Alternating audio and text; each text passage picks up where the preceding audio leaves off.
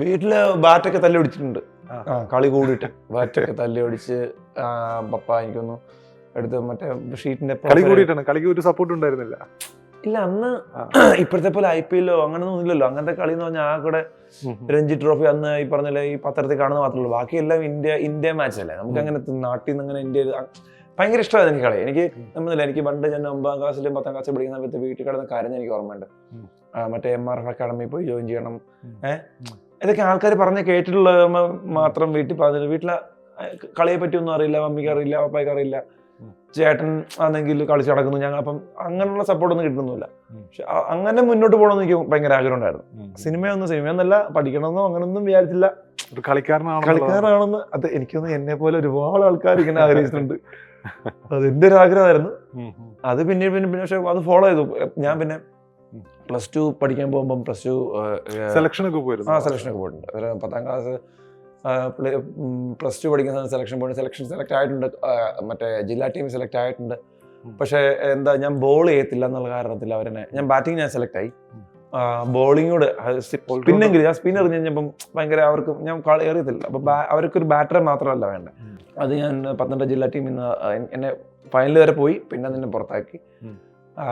അപ്പോഴും വിട്ടില്ല. പിന്നെ കോളേജിൽ പോകുമ്പോൾ ഞാൻ ഫസ്റ്റ് നോക്കുന്ന ക്രിക്കറ്റ് ഗ്രൗണ്ട് ഉള്ള കോളേജാണ് മാത്രമേ ഞാൻ പോകുന്നുള്ളൂ എന്ന് തീരുമാനിച്ചിട്ട് ഞാൻ ഹിന്ദുസ്ഥാനിൽ പോയി. ക്രിക്കറ്റ് ഗ്രൗണ്ട് ഉണ്ടായിരുന്നു. അങ്ങനെ കളിയും അങ്ങനെ മാച്ചസിനൊന്നും കൊണ്ടു. പിന്നെ ഞാൻ 4th ഇയർ പോയി. അവിടെ കളി മാച്ചസ് ഉണ്ടായിരുന്നു. പിന്നീട് ഉണ്ടായിരുന്നു. ആദ്യത്തെ വർഷമൊന്നും കിട്ടിയില്ല. അങ്ങനെ ക്രിക്കറ്റുമായിട്ട് ബന്ധപ്പെട്ട് എന്തുകൊണ്ടാണ് ക്രിക്കറ്റിനോട് മാത്രം ഇത്ര സ്നേഹം? കാരണം ഫുട്ബോൾ ഉണ്ട്, ടെന്നീസ്, അങ്ങനെ ഒരുപാട്. ഞാൻ പറഞ്ഞില്ലേ, നമ്മുടെ നാട്ടിലെ ഞാൻ ഫുട്ബോൾ കളിച്ചിട്ടുണ്ട്. ഞാൻ സ്കൂളിൽ പഠിക്കുമ്പോൾ കളിച്ചിട്ടുണ്ട്. അപ്പം സ്കൂളിലെ മറ്റേ ഗ്രേസ് മാർക്ക് കിട്ടാനും അങ്ങനത്തെ ഇതിന് വേണ്ടിയിട്ട് ഫുട്ബോൾ ഉണ്ടായിരുന്നു. അങ്ങനെ ഫുട്ബോളിന് കളിക്കാൻ പോയി. പക്ഷെ ഫുട്ബോൾ കളിക്കുമ്പോഴൊക്കെ എനിക്ക് ഇഞ്ചറി ആയിരുന്നു. എനിക്ക് അത് മാത്രമേ ഓർമ്മയുള്ളൂ. ചെറുപ്പം പോലെ അങ്ങനെ ഫുട്ബോളിനോടുള്ളൊരു നാട്ടിലൊന്നും ഫുട്ബോൾ ഇല്ല. നാട്ടിലില്ല. ആക്ച്വലി പത്തനംതിട്ടയിൽ നാട്ടിൽ കളിക്കുന്ന ഇപ്പോഴും ഞാൻ ഫുട്ബോൾ കളിക്കുന്ന ഈ മഴ വരുമ്പോൾ കണ്ടത്തിലേക്കിട്ട് ബോളിട്ട് കളിക്കുന്ന അന്ന് കണ്ടുണ്ട്. ഇപ്പോഴെന്താ അവസ്ഥ എനിക്ക് അറിയില്ല. ഞാൻ ഒത്തിരി നാളായി നാട്ടില് അങ്ങനെ നിൽക്കാറില്ല.